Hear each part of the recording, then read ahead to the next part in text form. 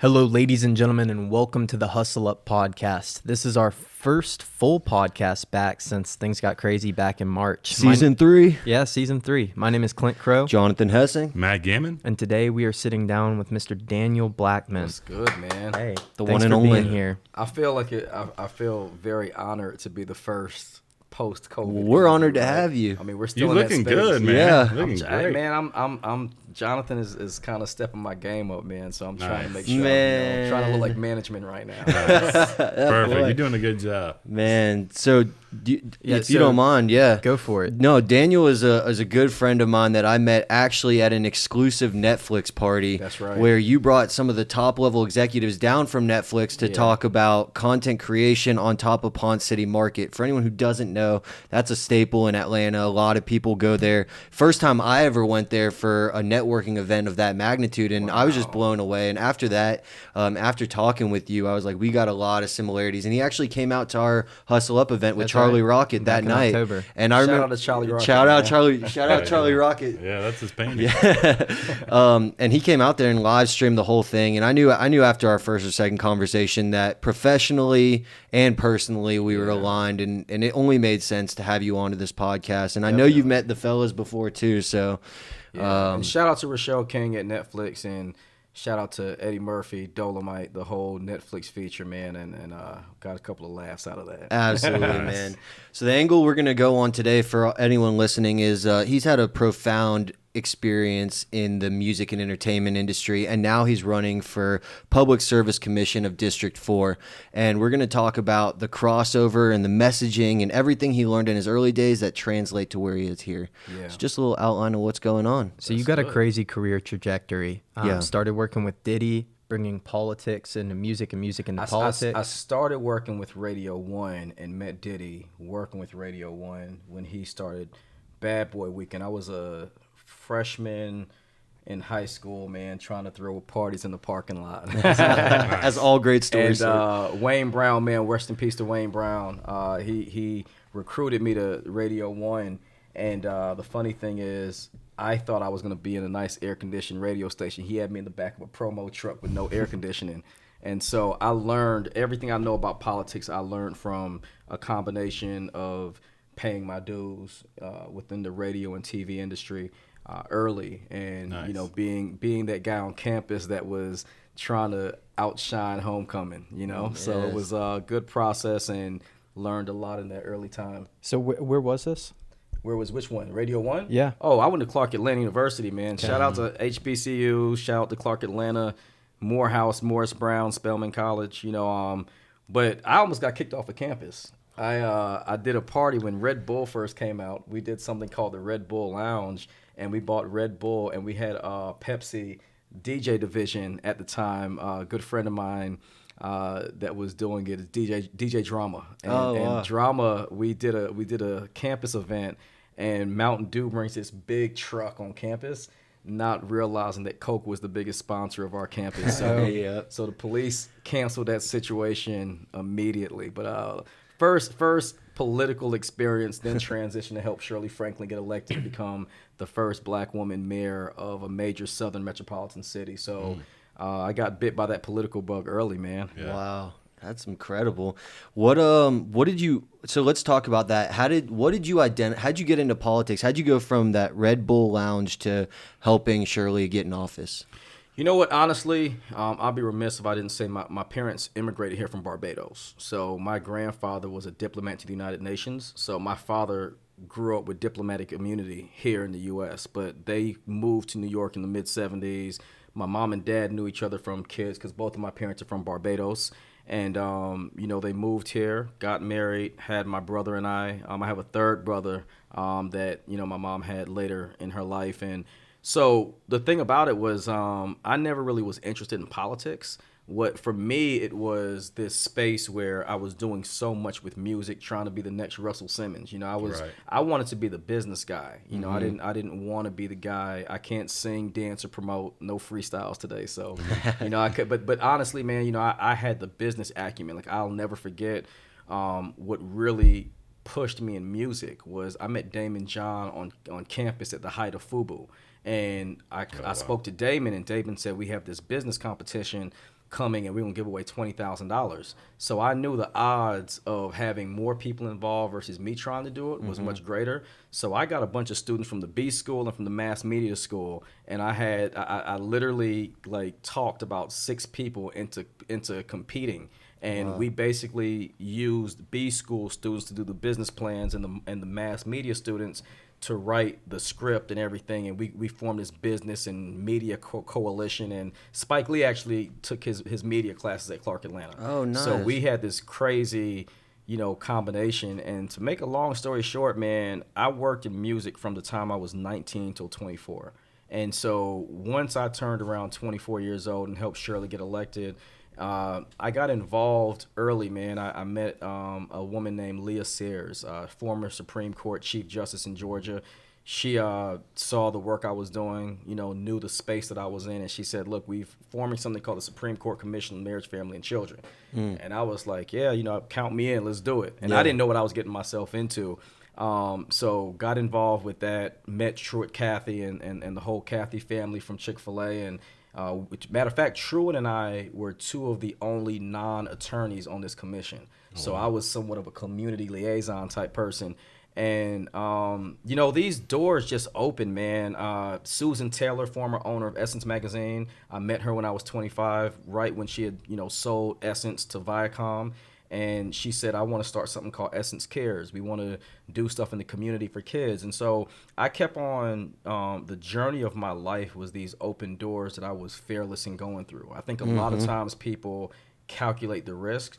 I'm more of a jump in the middle of the pool and get wet and figure out if it's cold or hot. You know what I'm saying? Which isn't always good. Well, let me ask you something, because I feel like I share that characteristic trait as well, right? And we talk about this on the podcast often, which is if there's a spectrum, right, and it's a line segment, one endpoint is fail fast, fail often, and the other endpoint is paralysis by analysis. Yeah. So if you're much more on the fail fast, fail often, hands down. like jump in the deep end, learn how to swim type shit, right? Yeah.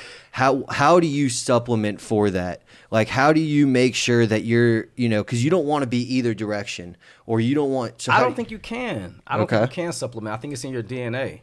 I think fail fast and fail hard is not something you teach unless somebody's willing to just sacrifice everything. And I think it's harder for people. Like, my father was Special Forces. He was Delta Force. You know what I'm saying? He had to. He like, if you ever saw the movie Black Hawk Down, like, my father's Ranger Regiment was what that movie was about. Oh, wow. Right. So it's like, when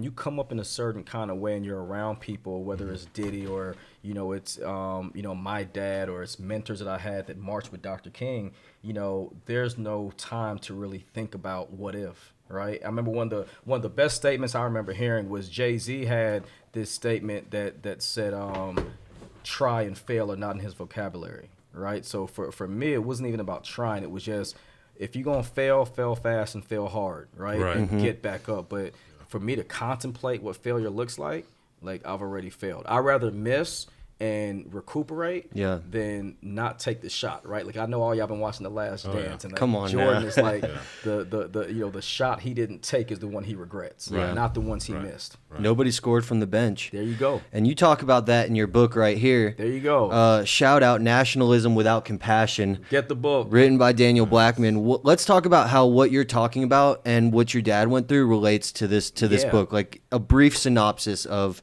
what this is about and how it relates to what you're doing in your life now. So most people think that, I'm a political person, but I'm not.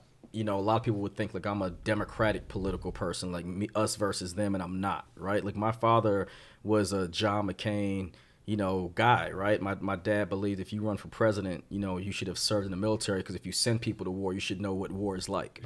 So I came from a conservative household, but I also came from a household where the traditions of our families and immigrating here, I don't think anyone that is past 1 or 2 generations of immigration can really understand the kind of work ethic and commitment that goes into that. So my family didn't grow up in the American Civil Rights Movement. My family grew up, they came over here. I mean, obviously they knew about Dr. King and Rosa Parks and all of that, but, Jim Crow era and all of that kind of stuff, my family didn't go through that, So when I was born in Boston, Massachusetts. My father enlisted in the military, moved to Vicenza, Italy, lived in Italy for about 10 years, and then moved to South Georgia. right? I mean, to go from Italy on a military base to South Georgia is a culture shock. To go from Big culture Boston to change. South Georgia is a There you culture go. shock. But in my book, I actually give that example about how when I got off the plane from Italy, I wanted a Confederate flag shirt.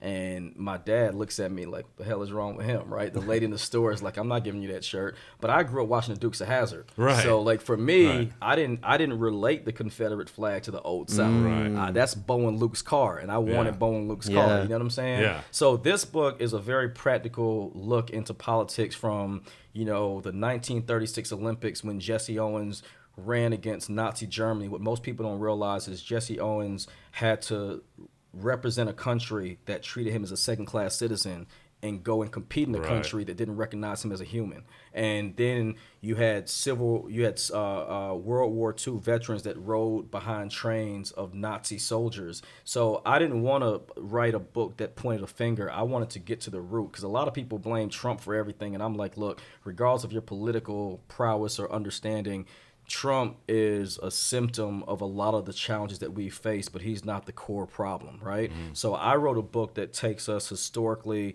from pre-civil rights movement to the civil rights movement and talks about the history of this country from Puerto Rico to the Chinese Expulsion Act to the civil rights movement to the crack cocaine epidemic. Like it's basically a timeline of how we got to where we are, and then what does nationalism really mean? We can't box it into white supremacy. Nationalism and your love of your country, there has to be a balance for you loving your country and being involved in politics and not being in tribal. You know what I'm Right. saying? Tribalism is really at the root of the challenges in our country, man. It's a us against them mentality. And the best part about this book that I'm most proud of is in the last chapter of the book, which is the namesake, Nationalism Without Compassion. The book, really quickly, is based off of Gandhi's 7 social sins. So Nice. Gandhi had these 7 social sins. We created an 8th one. What are they? Gandhi's was like wealth without work, politics without principle. He had more commerce without morality. It's a bunch of these really Like that good- duality, yeah. And because Gandhi's theory was dope. Gandhi's theory was the 7 deadly sins was based off of religious purity, right?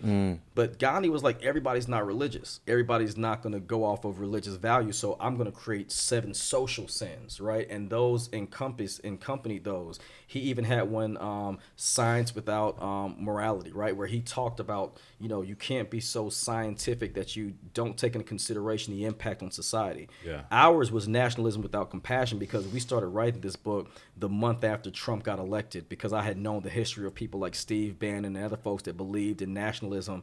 And in the last part of the 8th chapter, I have this scenario where there's this pro-Trump group and this Black Lives Matter group. And the Black Lives Matter group is protesting the Trump rally. And the guy that's hosting the Trump rally calls Black Lives Matter on stage and is like, we're going to give you 2 minutes. And at the end of the 2 minutes, this guy gets up and speak. That was the leader of the New York chapter of the Black Lives Matter movement. And at the end of it, man, they dapped each other up, they hugged each other, and they understood that they had more in common than more difference. And that's really the premise of the book. We might not all the way agree, but having compassion in a time of instability is what I wanted to write about. And don't you feel like, I feel like America is just being taken down by the media and culture and stuff. course. And it's like us against them, like you were talking about before, and black against white. But we have so much in common. Yeah. If we can all like flip this whole perspective and really get into what is the core of this? It's humanity, right? It's protecting us, and it's really going in on our basic values and not separating black versus white. Yeah. We've come so far to go backwards. Yeah, in but other I words. do think, to your point, we do have to be aware of unconscious bias, right? Absolutely. And we do have to be aware that, like I was just in Brunswick, Georgia, dealing with the shooting of the young man, Ahmaud Arbery, Yeah. and I think, we have come far. We still have a ways to go, but the thing that I don't want us to lose sight of is, look at this table. You know what I'm saying? Like 3 white guys and 1 black dude. Like, we might be different from a racial standpoint, but me and this dude, I get along with Jonathan more than like 80% of the people I know, right? yeah. And so I think it's a matter of just being able to mature and understand that, either we mutually coexist or we co-annihilate. Right. Right. Like that's what Dr. King's theory was. It was like either we're going to be able to commune together, or we're going to get to a point where we're just going to have to fight, right? And Right. like I prefer the first part. than the latter. I think a lot of people would prefer the first part, but as as racial tensions seem to heat up in this country, where do you see a tipping point where we either tip toward co-annihilation or cohabitation? Like, what is it going to take for that? I think until specifically white culture, as it relates to the challenges that the black community is facing right now, and it's not just about black and white. Let me first say that I think there are Asian Americans, there are Latin Americans. Everybody feels it, but as a black man raising 3 black boys, I think it has to be, the tipping point is understanding lived experiences, right? Like understanding that equality is not about I want a handout, I want a hand up. You know what I'm saying? Like I want to feel like my kid is as important as your kid. Yeah. And that's really what it's about. Like I give you a quick example. I remember the Trayvon Martin incident. I wasn't there. You know what I'm saying? I wouldn't want it to happen to my kid. But I remember one of the first news reports I heard wasn't about the shooting. It was, why is he wearing a hoodie? Right? Like that was the first statement. Yeah. It was like, well, what was the kid doing wearing a hoodie? Right? And that is the narrative that constantly is painted when it comes to especially young black Americans, right? If it was a white kid shot and it's, oh my gosh, look at what happened to Timothy, I want that same emotion and passion for, Marcus, right? Like it doesn't matter that, what a kid did. Like the narrative now with the situation in Brunswick is like, well, why was he in the house, right? Like the reality is no one should be hunted down like a dog and shot like that in broad daylight. The tipping point, to answer your question directly, I think is going to come when we're at a dangerous place right now because there's so much global challenges. Yeah. But with COVID, we've been isolated, over-isolated, right? Because of sheltering in place. Right. I think the tipping point is people now have 2 things that they've been really able to deal with. The first one is just your own personal awareness, right? Like all of us have a tremendous opportunity to hit the reset button because like, I don't know about y'all, but I'm out of Netflix shows to binge watch, right? So you're at a point where you're either hungry and you're looking for more, or you're eating the same kind of stuff that's not going to really help you. So the first part of your question is, I think people need to, what they're exposing themselves to now will help them to be able to either grow or digress, right? But secondly, and I think this is the most critical part, I think that if, and this is going to sound complicated to some people, if we don't start realizing the catalyst that young people are using, right? Like we talk about kids a lot on Snapchat and on Twitch and all this. If we don't start changing and evolving our means of communication, we're going to be, it's like if I try to use card catalog versus using Google, right? Like if your methods of communication are from 30 years ago, one of the biggest challenges in our society is not just racial or social injustice, it's intergenerational communication, right? Like have we learned, which is what one of my principles of my book. Will you say that one more time? Intergenerational communication. Our lack of ability to connect generationally. Lost in translation. Exactly. So what happens is like we always hear about the greatest generation, right? Well, if you look at what happened when I was growing up, I was born in 79. The 80s was about the crack cocaine epidemic. Yes. The 90s was about mass incarceration. So now the generations that came from crack cocaine and from mass incarceration are now the fathers and grandparents of this generation, right? But then you look at, and then you flip that, and then you look at, non-black people from that time. If you don't communicate generationally about, hey, here's what we got right, here's what we did wrong, we haven't healed as a nation. And I think generationally, kids are just thinking, oh, we're going through this COVID situation. And for me, like, this COVID situation, now granted, I'm not saying COVID is not a huge issue because it's freaking monumental, life-changing. But I lived through 9/11. I lived through the Rodney King beating. I lived through the crack cocaine epidemic. We've all lived through the most challenging parts of humanity. And I think that is, if we don't learn from what we have persevered through, I think that would be a point that would take us over that we should have been able to prevent. And I think another thing is the educational system. I mean, you see how slow it moves and how slow it evolves. Like, I was watching a video this morning about that 18-year-old kid who made the COVID counter tracker thing. You guys know who I'm talking about? He was like a 17-year-old kid in high school who made the COVID tracker that everybody in the world logs into. Yeah. He extrapolates data from countries' websites all over the planet. He was getting $8 million advertiser offers from huge companies, and he turned them all down. And this is a guy who's excelled in data science, programming, all of that. And they asked him in an interview, how are you in school? And he said, I'm not a good student. Yeah. And that just shows that there's obviously a miscalculation between what is a good student and what is someone who truly has an education and is really working to create change and innovate in the world. And I think that comes into what you're saying about intergenerational communication is why are we still learning the wrong things from outdated textbooks when there's the opportunity to innovate and change the world in unprecedented ways. And Dr. King, people don't know, he was a C student and he failed speech. Right. You know what I'm saying? Right. I mean, most of the greatest people in the world. Einstein was dyslexic. So was Steve Jobs. Yeah. You know, so I'm like, you know, I look at, to your point, man, I look at a lot of different scenarios, and that's why I think that's why I said DNA in the beginning, right? Because I've never allowed what somebody said was not on my resume to impede me from being aggressive at my pursuit of it. You know, one of my biggest problems is police brutality. I can't stand it. I'm so against it in every manner, shape, and form. You should not use authority to harm people, to fearmonger people, anything like that. What's your outlook on police brutality, and how do you think that we can make that stop, or at least digress in that? Because I feel like a lot of that is where a lot of this stems from. All right, so I'm going to give you two answers. I'm going to give you the social answer, and I'm going to give you the most direct answer I think would stop the problem. I'll start with the latter. Okay. There was a kid that got shot in Chicago, Laquan McDonald. And like every other police brutality case that goes, at least goes the extent to an officer being exonerated, there are wrongful death suits that happen, right? Wrongful death lawsuits. Wrongful death lawsuits are paid out of the taxpayer money to a city or municipality.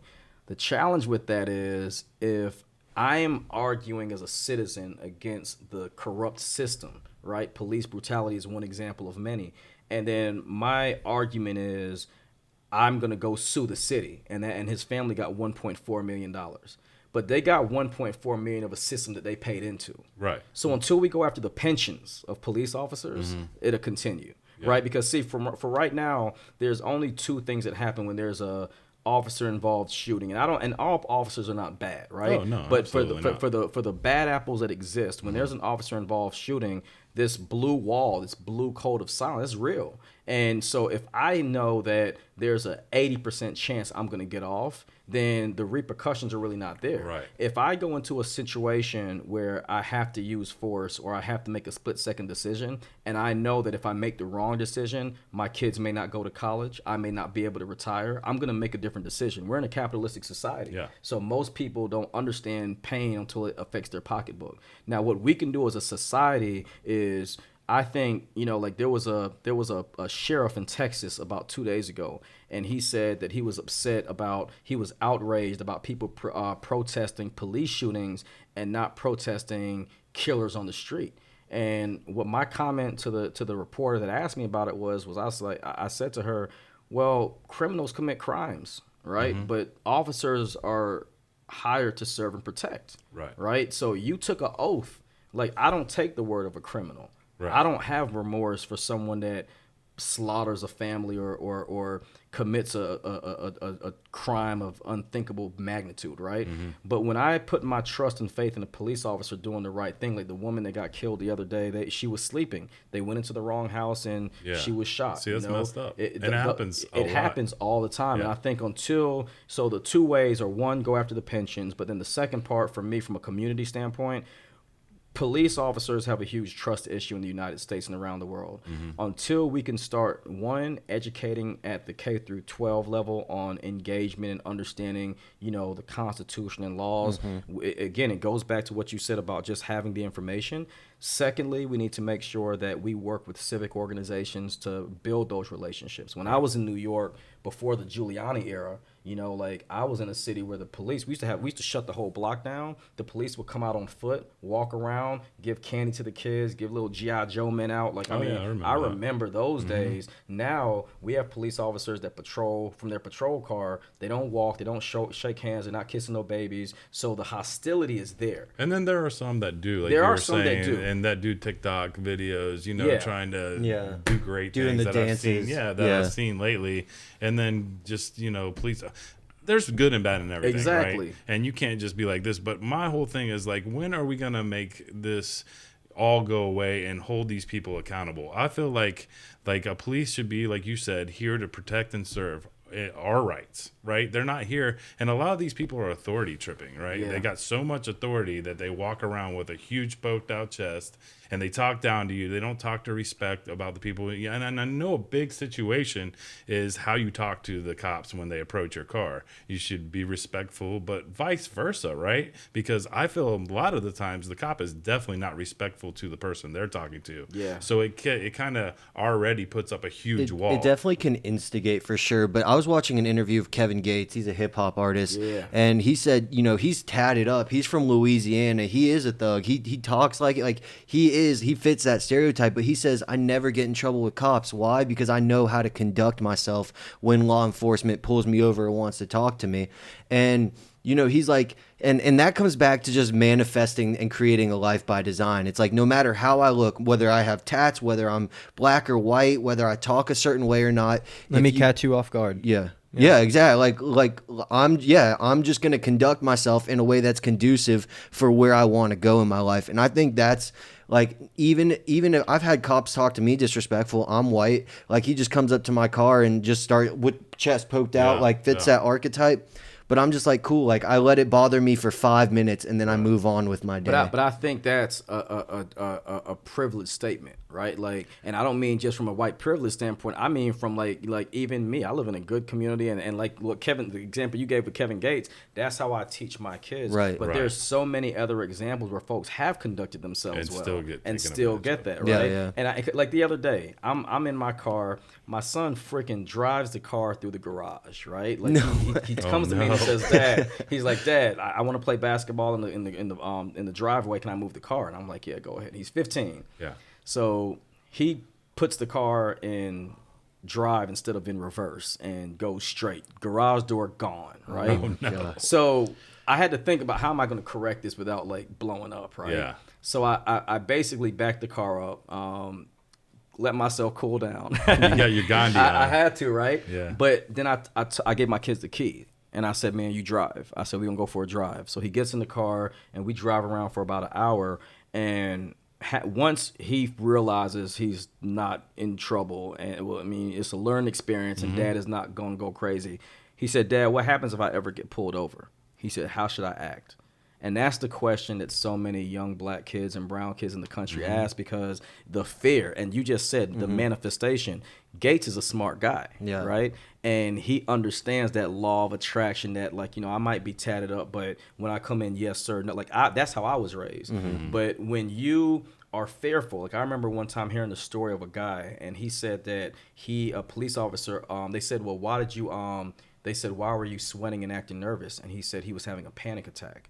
And a lot of times when fear is rooted because of what you see, what you hear, and what you've experienced, then you're approaching the situation not from a sense of protect and serve, but you're approaching it from, I don't want this to escalate, right? And I think a lot of times that's where we can easily say, well, you know, conduct yourself and, you know, diffuse a situation. But to somebody that, you know, treats people like an animal, there's some bad folks out there that would escalate. And I think that's the challenge. There has to be a balance. And again, I think, you know, somebody breaking into my house, I'm calling the cops. You know what I'm saying? Yeah. The same way how I'll criticize the bad ones, I'll uplift the good ones, right? And we have to, as a society, find out how to talk about and address it. And I think that's my main point, is these people should be held accountable for what they're saying too. Not only their actions, but what they're saying too, and how they approach a car and how they talk to the people inside a car.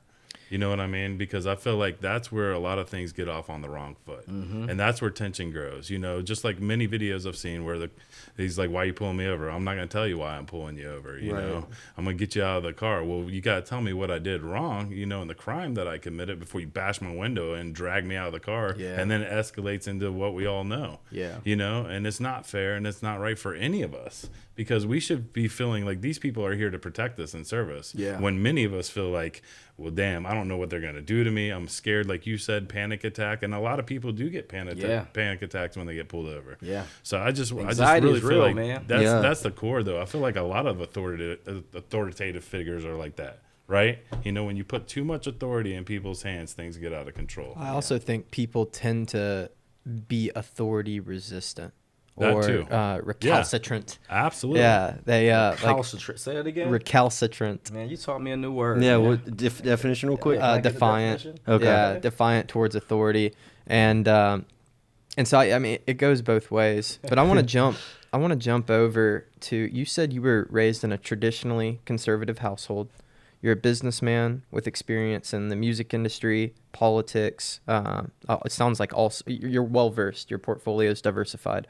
What are your policies? What platform are you running on? We know that you're running for Public Service Commission. Where do you stand on the political side of things? Having grown up in that, but also having been exposed to, it sounds like you're well traveled too. You've seen the country, maybe the world. Yeah. What are your ideas and thoughts on the political scale? I mean, I like to think of myself as a Renaissance man. Okay. You know, I like to think of myself as someone that is ahead of the time that we live in. You know, policies for me, you know, like the generic issues that I deal with are obviously, you know, a good friend of mine, Van Jones, he does work with Meek Mill and Jay-Z on criminal justice reform. My goddaughter is a survivor of human trafficking. So human trafficking, eradicating human trafficking and sex slavery and child exploitation are critical for me. But when it comes to policy, man, I'm that guy that will read the stimulus package. You know, like, you know, because a lot of times, right, like the science of politics is being able to simplify that which is complicated. Right. Like, so like if I say COVID-19, right, like if somebody were to give all the scientific pain points of, you know, what a virus is and how that, like that is important for the science world. But for the common man, you need to just tell them, hey, it's a respiratory illness. If somebody coughs and it gets in your lungs could ultimately fail. Like, that's how I take an approach to politics. I like to simplify complicated things. The way I see things, you know, first and foremost, I'm running for the Public Service Commission in Georgia. They are responsible for regulating utilities, you know, determining what type of energy mix we'll use. And the funny thing about it is, you know, most people, if you say governor, you say mayor, you say school board, they know, they get it, right? But the Public Service Commission determines your light bill. I mean, you guys have, you know, working microphones and lights and cameras, and without the Public Service Commission, energy would not be deployed into this building. You would not be able to function, right? They determine how much your light bill is. They determine the types of power we generate. Are we going to use clean energy, or are we going to focus primarily on fossil fuel? The reason why I got so into the Public Service Commission first and foremost is because I'm an environmental justice guy, and I met Al Gore when I was 28. And when I met Al Gore, he had just come out with Inconvenient Truth. And I remember going into a room with Al Gore, and I was in Laura Turner Seidel, man, is Ted Turner's daughter, and I've known Laura for years. And Laura says to me, I want you to meet, you know, Al. And so I go, and most people are like, you know, really, you know, when you get a question, most people are, you know, just want to say, you know, what's politically correct. And Al says, hey, how'd you like the movie? And I said to him, I don't think black folks going to get it. And like everybody in the little circle kind of just paused, and they were like, well, he was like, well, so what do you mean? And I said, your movie is about polar ice caps melting and, you know, different species that are, you know, being impacted by climate, right, and biodiversity. Yeah. I said black folks are concerned about the light bills being on and the water being clean and the air that they breathe not increasing their capacity on asthma. Yeah. And he just stopped and turned semi-red, not out of anger, but you just gave out Al of, like, Gore an inconvenient truth. There you go. There you go. No pun intended. And so, no, but on a serious note, he put his hand on my shoulder and he said, that's good. He said, could you And this was years ago, man, and this was just in passing. I mean, I've met Al Gore probably 5 times in my life, and a great guy, but it was just an impromptu conversation. He probably wouldn't even remember it, to be honest. That movie came out in 2000, yeah? No, this was around. They did the screening. I think it came out in 2006. Okay. So this screening and everything came out, and I know the conversation happened when Obama was running for office, and during this conversation, 2 things had happened. One, Hurricane Katrina had happened 2 years prior, and secondly, Obama had come out of nowhere, and black folks started getting really excited about, hey, this guy actually is might win, right? And so I think Al's perspective was he was trying to just make sure that outside of churches and organizations, was this really a universal message that people could understand? So I veered off a little bit, but the political space of where I am, man, I'm for what's Andrew Carnegie has a quote that says that his existence is to create real and permanent good in the world. My thing is to look at every policy, every piece of legislation, and look at, is it good and is it permanent, right? Like what is the long-term effect when I'm gone, when my wife is gone, when my family is gone, whether you're a black kid or you're a white kid, whether you live in rural Georgia or rural Mississippi, whether you live up north and you're doing well, or you live in adverse poverty in eastern Kentucky. Like, what does that mean for our country? And that goes back to the point we mentioned earlier about really fundamentally understanding those pain points, right? Because for many in my community, it's police brutality. But for a lot of other people, it's just like, man, I just don't want my kid to be in poverty. Yeah. Right. So policies that I'm driven to are the ones that have long-term effects on our communities. Well, it's interesting because Carnegie was actually the only one that did want his kid to experience poverty. Ended up giving his wealth away. Rockefeller, Ford, J.P. Morgan, J.P. Morgan. Yeah. They did establish intergenerational wealth. Carnegie gave it away. So,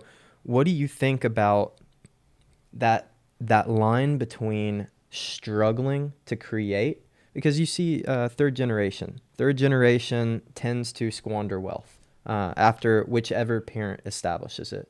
So how do you prevent your kids from understanding some of the pain that you experience trying to build that, and at the same time teach them the lessons? Here's how to acquire. I feel like that hunger is necessary to actually achieve greatness. I think so. I work with family offices. I work with a lot of like ultra high net worth family offices that have a interest. Like I mentioned human trafficking earlier. Yeah, it's a big one for me. I know Peter Buffett, who's Warren Buffett's son, and Peter came out and did a concert for us at the High Museum of Art. And Peter, Warren Buffett has signed that pledge to give his wealth away as well. And one of the things I asked Peter was, I said, what was it like growing up, with Warren Buffett? You know what I'm saying? I mean, it's probably a common question he asked. And he said, I didn't realize my dad was wealthy till I went to college. And that's crazy, right? Like he said he went his whole life knowing his dad was important, knowing they had money, but they lived in a $260,000 house, Yeah, he's always been He's very frugal. conservative. He rolls his Frugal. toothpaste up until there's nothing coming out. And so he said one day he got out the car.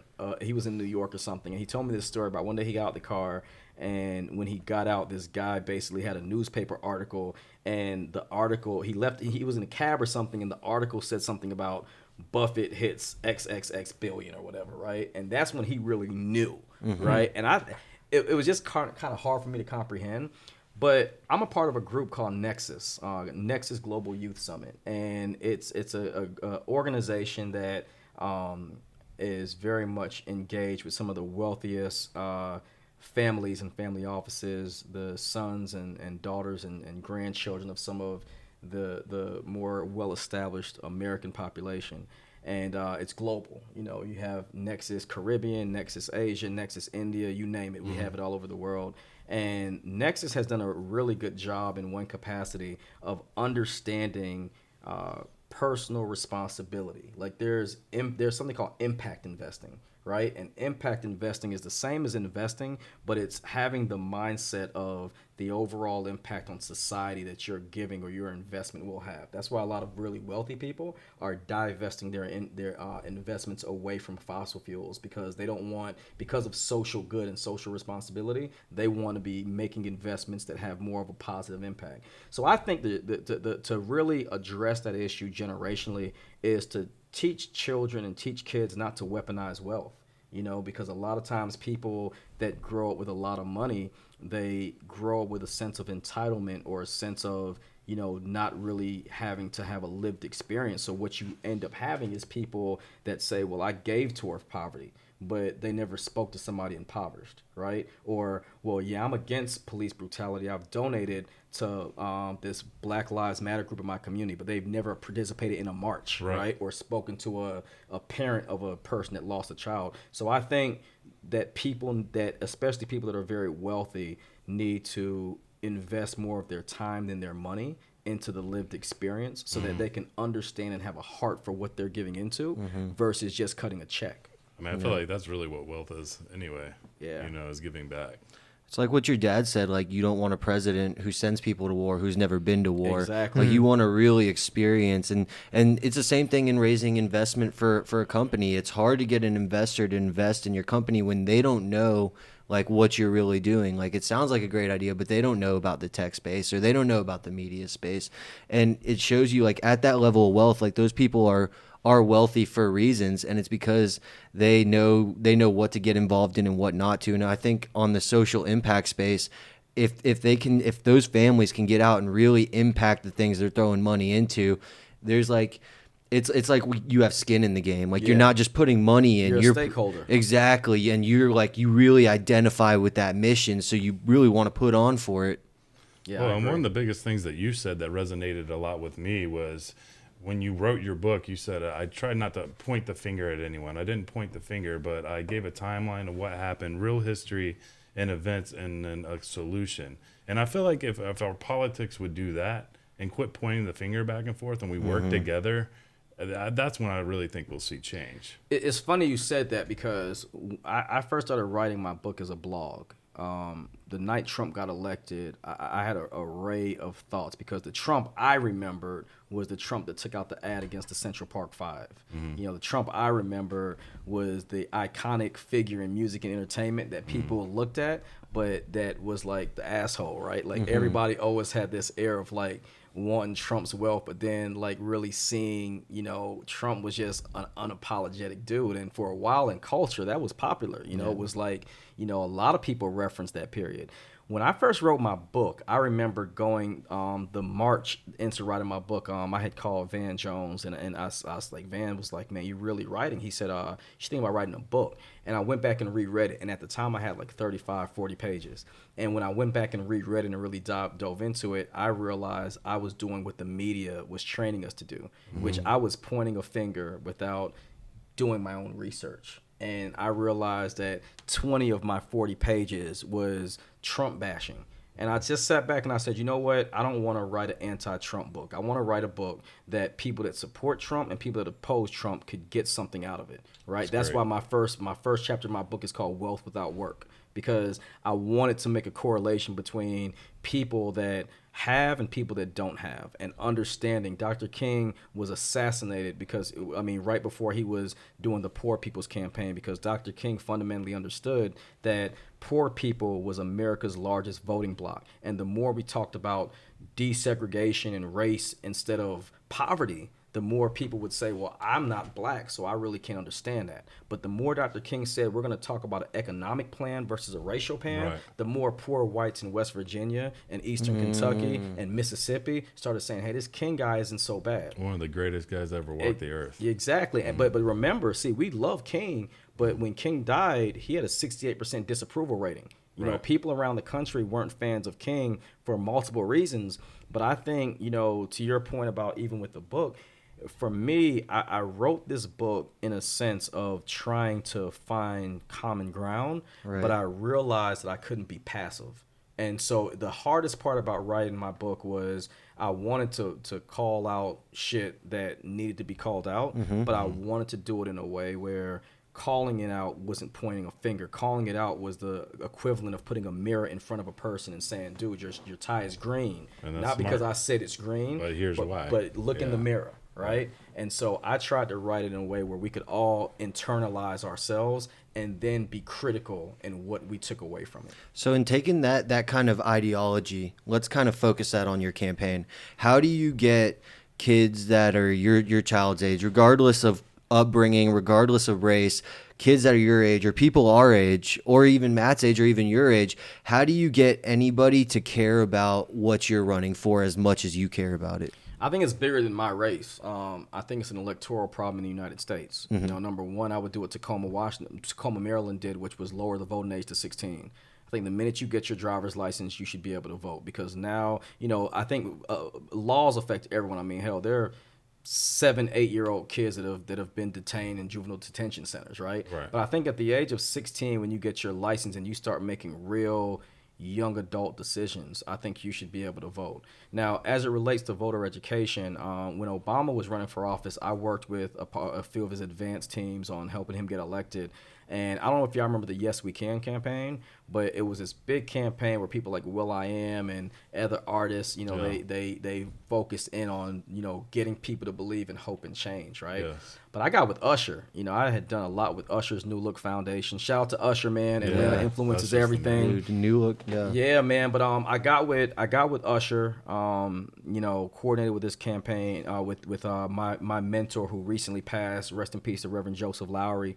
And me, Reverend Lowry, Usher, his foundation, his executive director Gavin, man, we all got together and we came up with this campaign called I Can't, But You Can. And what we did was we educated kids in high school to go home and at the dinner table and during sports games and during family reunions, we weaponized the kids that weren't of voting age to have conversations they took home. So we ended up registering alone 130,000 people based on just getting the kids the information. That's the kids awesome. Go speak to their aunts, uncles, mothers, fathers, sisters, brothers, grandparents. And what we did was we started creating conversations where the TV had to be cut off and we had to have conversations. We live in such a hyper media driven society that, you know, we could live in the same house, not in my house, but we could live in the same house and eat our dinner in a different room, watch TV in different rooms, and maybe say hi and bye 3 times and how was your day. But until we can get dialogue and the capacity to go up, I think that's the challenge. So there has to be 3 components. Voter education is what I just talked about. Voter mobilization, which is the organizing part, you know, getting people like this in the room to mobilize and get information out. And then voter activation, right? Because even though you mobilize people, the only way you can actually impact and have a change is when you act and you can you know you have what my friends in the music industry call a go button, right? Until you can push that go button, then you can have all the educated people you want, right? It's like that scene in 300 where the guy says we bought more soldiers.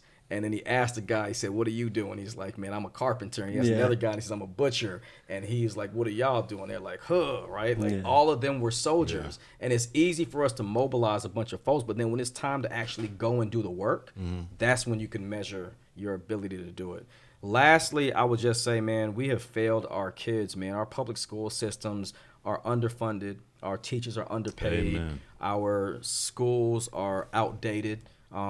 I was very fortunate to live in a pretty exclusive part of Atlanta for a long time, but the place that we lived prior to that, the schools, you know, had, you know, few outdated books and, you know, still had chalkboards and stuff. When we moved to, you know, Buckhead, there was not one classroom that didn't have tablets or a whiteboard, right? And I think when, you know, we talk a lot about food deserts, you know, areas that don't have access to quality food or farmers markets. We don't talk about information deserts. And I think the challenge of society, especially in politics, is the inability to get voter information and to get basic civic information to people. Because I don't know the last time I've seen people up in their newspaper subscription, but I know people are Googling on Facebook, on Twitter. Like Twitter is the new Washington Post. You know what I'm saying? Instagram is the new New York Post, right? New York Times, right? Like all the traditional means of communication that existed 30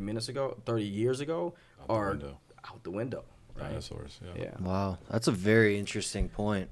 Comes back into what you were saying about the intergenerational communication. Like, how do you touch people of any generation, and how do you impact them? You've got to know, as someone running for office, as someone, let's even make it broader, as someone who's working to use their platform to create change for positive, you need to know how to be able to branch out and reach those audiences so you can get, voter information, mobilization, and activation. Yeah.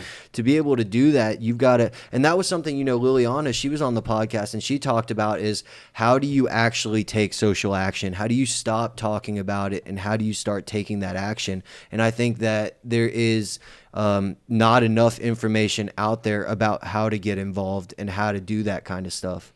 So I think it's very important to distinguish that some of the older ways of doing things have evolved, and that you've got to be able to know how to do that as someone who's trying to create positive impact. And I think just really quickly, I know you had something too, but like really quickly, I would think that it's fair to say, and it's arguable, right?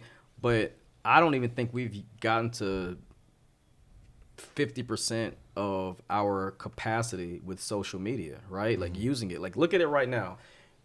One of my positions is, one of my platforms for my campaign is bringing wireless broadband to rural areas and underserved communities that don't have access to the internet. There's so many kids at home right now that don't have the internet. How do you do homework if you don't have the internet, right? And I think that we need to really understand the challenges that are faced, because again, if schools, and I hate that COVID hit, but it's like a blessing in disguise. Absolutely. Why? Because now we have to learn about streaming, and we have to be able to kids have to have access to laptops now, right? Right. Like my guy over at Twitter, Jack Dorsey. This guy just gave something like 10,000 computers to kids in Oakland, right? Like COVID has taught us that we are not as prepared as we thought, and the only way to catch everybody up at a mass scale is by integrating into the systems of the future, which are the social media platforms, the streaming platforms, and also being able to fundamentally understand that we have to not just have technology, but understand how it works and how to use it. So you think that this could be the potential beginning of that tipping point that you brought up that's pushing us into this evolution of our next phase? Hands down. Yeah. And I want to go back to what you were talking about too, of the school, and our books are outdated. You talked about, I mean, I think we need to go back and really figure out, what are we really teaching our kids? Because a lot of things we learn in school I don't use in an everyday existence, and a lot of things that I learned in school now I go back and look at it and I was like, wait a minute, none of this was even true. You know what I mean? So I really feel like even the biggest thing is nutrition. In school, they give milk. They don't even give another option in my kid's school. I'm trying to change that right now, because I was like, my kids shouldn't be forced to drink milk all the time. Yeah. Milk's not great for you. You know what I mean? You can't drink milk every day. He needs other options. And they don't give them that. And they don't treat nutrition or anything as a big, huge thing. And that's why you see all these obese kids going around these days. And it all starts with school is what I'm saying. And we really got to teach the kids. Real quick, don't forget your point, but I watched something in France. And like they have you know how you have like an education minister? They have a nutritionist that works with every school district to prepare meals for the year. See, that'd be awesome. And they said that, like, for instance, soda is banned in their school, and like you have an option, to your point about milk, you have an option between water, juice, or like you can pick. Yeah, that's all I want. Right? That's all I'm trying to do right now. And so it's amazing. You said, I didn't mean to cut you off, no, but it's amazing good. for you to bring it up. In the U.S., we're so far behind. That's why the highest proximity of obese children in the world are right here. But that's what I'm saying on every aspect. It's not one or two. It's starting from the young adults. That's why it's all a culture. We're all a part of our culture, right?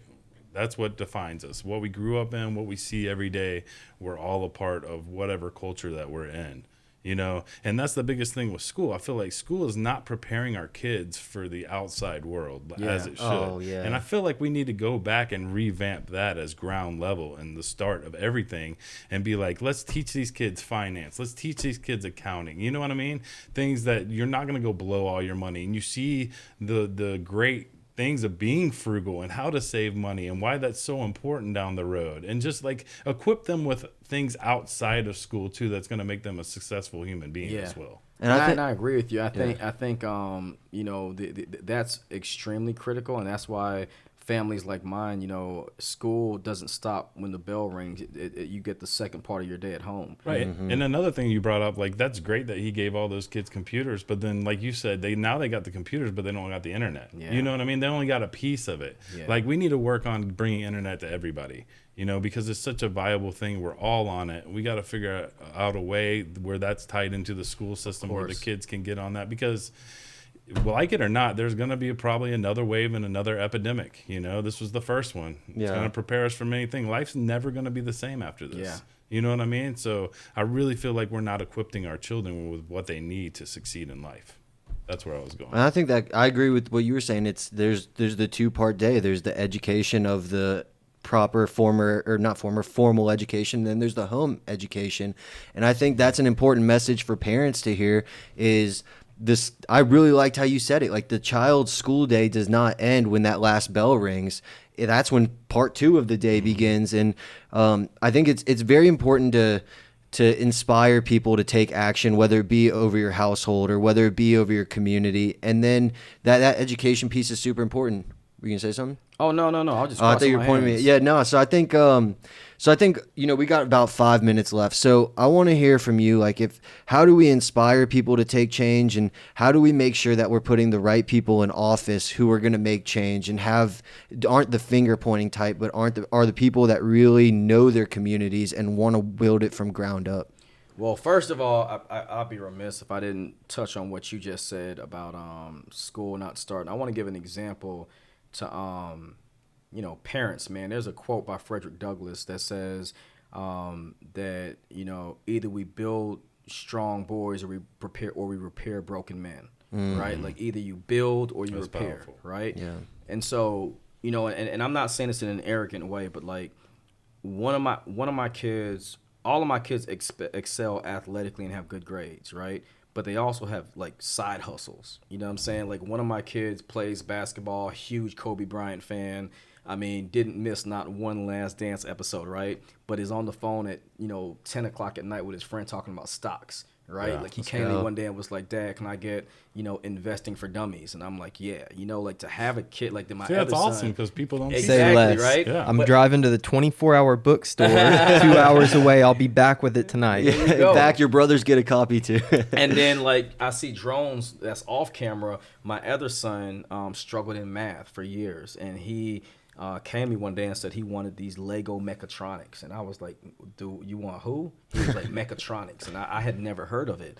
And so, you know, I bought him the mechatronics, which are programmable Legos, and his maths and science scores skyrocketed. Then I took him to NASA 3 years later, and then he got a chance to meet, you know, real astronaut and all that. Right. Every parent doesn't have the capacity to do what we're doing, but you can expose your kids. Everybody, right. I mean, I don't, like, for me, I can get my kid on the plane and take him to NASA Ames Research Center in, you know, Mountain View, California. For another parent that's local, just take your kid to the Civil Rights Museum. You know, take your kid down to, you know, like, I remember, and here's how I'd answer your question.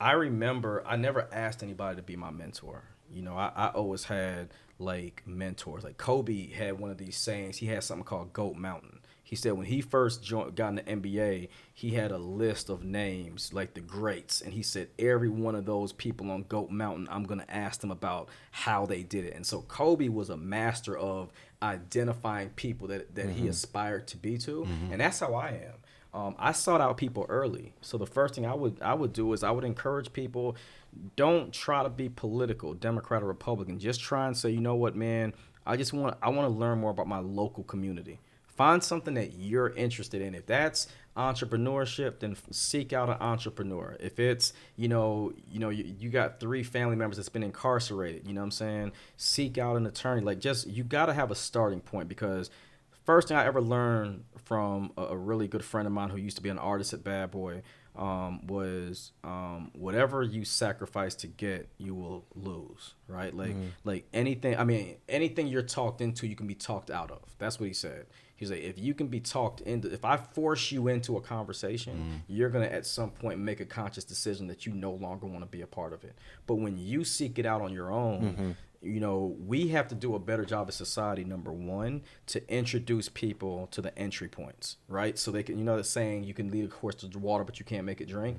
We've got to do a better job of exposing kids to stuff early. So, for instance, when I was growing up, it was like Jordan, you want to be like Mike, or it was Kobe, or it was like a rapper, right? But now they're Maverick Carters of the world. You know what I'm saying? Now they're Ben Carsons of the world. We might not like Ben's political space, but this dude is a neurosurgeon, right? We got to start exposing kids to the tree of life and not just the root. That's what I'm saying too. There needs to be more R&D in school and really find, because everyone's good at something. Yep. You can't take that, like, I might not be good at something that you're good at, but we both excel in something. That you do. Everybody has something they can give back to society and excel in. And I feel like most kids, when they get out of school, they're lost. They don't know what they want to do. They don't know if they want to go to college. And it's like the whole thing that I was prepped for when I was little. You go to school, you go to college, you get a job, you work for. And that's not society. everybody's path. No, and that's not it at all. In fact, the most people that I know that are the wealthiest didn't graduate college, didn't go to college, you know what I mean, and made their own path. Like you said, and they failed early, and now they're way ahead. And the amazing thing about it, and I just have two last points that I'll give you in your question. You're spot on. Kids have a limited view of the world. And I remember telling a friend from mine who comes from a pretty well-known family in Georgia, I said the reason why most people are the way they are in the South is because they never left the South. Right, like growing up in Georgia, I learned something very valuable. The college football field is the most integrated place in the South, right? But the church is the most segregated, right. So I agree with it's this idea of exposure. So the last two things I would say to your question, outside of this space where you're able to build these parameters and expose and introduce. You've got to make sure that we rethink what it really means to mentor somebody, right? Because it's easy for me to try and tell somebody, man, you got to go vote, man. Like Diddy came out with Vote or Die like in 2004. And Vote or Die was so critical because it was the first time people saw the infusion between music and voting, right, at that scale. Not to say the Harry Belafontes and the Dick Gregorys of the world during the 60s weren't critical. It's just that we had seen popular culture in the early 2000s force us into a position to say voting matters. And then Obama runs 4 years later, and then all of a sudden we go from voting matters to, man, I see myself doing that, right? So I think the exposure and truly understanding mentorship. But then lastly, I'm going to be honest with you, man. I think the hardest thing for me has been building what I call building the bench, right? We have failed the next generation. When you think of the jobs of the future that will or have not been created, there's a quote that says we're well able to meet the needs of the present without compromising the needs of future generations to meet their own, right? We're not doing a good enough job of getting kids in the 5th grade and in the 8th grade to Wall Street, right? That's why so many black kids, when they go to college, go into liberal arts, fashion design, or entertainment, right? Because they weren't exposed to diplomacy. They weren't exposed to being a curator at an art museum. And we're storytellers, we're artists, we're entertainment, right? Like we're all these different areas, but we're also doctors, lawyers, inventors, aviators, and scientists, right? So when I say building the bench, I mean every industry, the streaming industry, the medical industry, the entertainment industry, the legal industry, you name it, right? Needs to have a space where they are building out a talent pipeline early. Yeah. I'm not talking about when you go to college and you meet with your counselor. I'm saying no.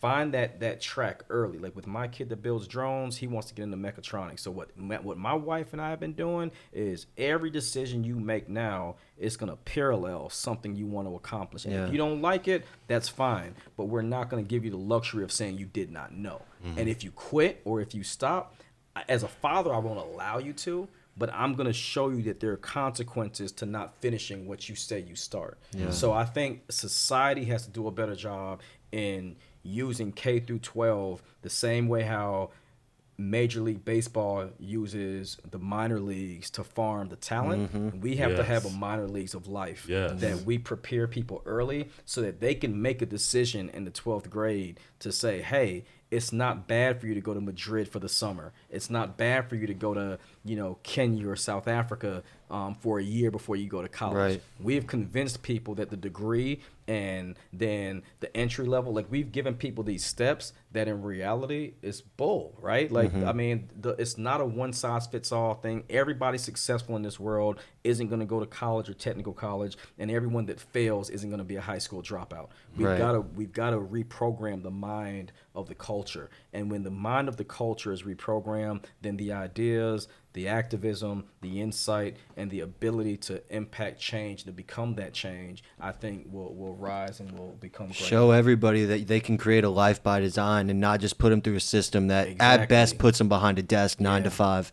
That's beautiful. Well, man, I know. If we could sum up those 3 points, I had introduce individuals to entry points early, or expose children to the tree of life instead of just the root. Well, one thing, just real quick on that, because Clint and I sent on a board of a foundation that works to give mindset resources to inner city kids. Beautiful. And the president of that foundation actually told us a story of how she went to talk to kids that are inner city kids, and they were asked to write down one thing that they wanted. And one kid wrote down, "I want all the candy in the corner store."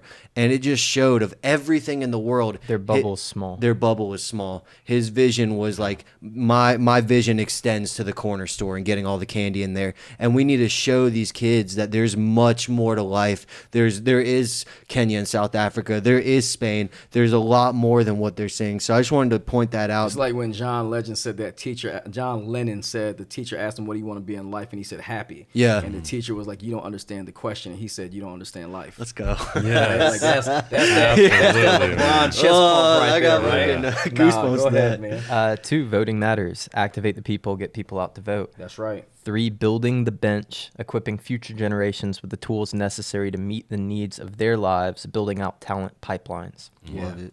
Because at the end of the day, man, we can't, I'll close with this, man. We can't think that, what works for us is going to work for everyone. Yeah. I think we will enter in at some point in a post-racial society. Not that racial instances won't happen, but I do think we will come to a time generationally because of technology that we'll be able to coexist in a way where we may not all get along, but that we will have a sense of mutual respect. And that may not happen for a lifetime, but, I think that technology has made it really hard for us to, be narrow-minded. So I thank y'all, man. Hustle up, man. The whole concept. Man, we appreciate you. Yeah. You're very dope. well spoken and full of knowledge. Yeah, I man. appreciate it, man. And like you Tupac said, man, like I may not be the flame, but I'll be the spark that ignites it. Yeah. So I think it's conversations like this, man. So where can people find you if they want to get involved, if they want to vote? You're running District 4, which is 27 counties of North Georgia. The primary election is June 6th. I do have a primary opponent. June 9th. I have a primary opponent. I get past the primary. The election is in November 3rd of this year. I would encourage everyone to, if you have not already registered to vote, early voting has started today. But there are many ways you can get involved. One, look me up. My website is DanielForGeorgia.com. That's DanielFor, and then Georgia spelled out Georgia.com. We'll have the link in the description as well. Perfect. And then, my social media will be in the description as well, Yep. man. You can follow me, online at Blackman DNA on Twitter or Blackman_DNA on Instagram. And I'm an easy person to find, to Google. I'm very responsive. And the book, man, Nationalism Without Compassion. Where can they find this? You can go onto Amazon. Okay. Nationalism Without Compassion. Shout out to my local bookseller, Book Logics. I decided to self-publish, to do it independently. Nice. With a local company, because I believe in local independent companies that are doing the work. And Book Logics has been a tremendous partner, and the book is out. And we'll be on Apple TV next month with a small segment that we'll be doing. So everything you can find at DanielBlackman.com. That is my personal website, and you can follow my life story there and the work we do. And I thank you for what you're doing, man. This group right here, Support Hustle Up. Yes, sir. Support this podcast. Support the movement, man. Let's go. Yes, sir. And man, you've been such a great mentor to me, and I appreciate you coming around. And I know that you've got a lot off the record in the pipeline that you're working on, so we'll have to do a part 2 for sure sometime. Part 2 is coming. Yeah, There's absolutely. a documentary in the works on climate change. I'm going to leave it at that. Yeah, leave them on a cliffhanger. But man, thank you so much for coming. DanielForGeorgia.com. Yeah, absolutely. I'm Jonathan. I'm Clint. Matt. Until next time, guys, hustle up.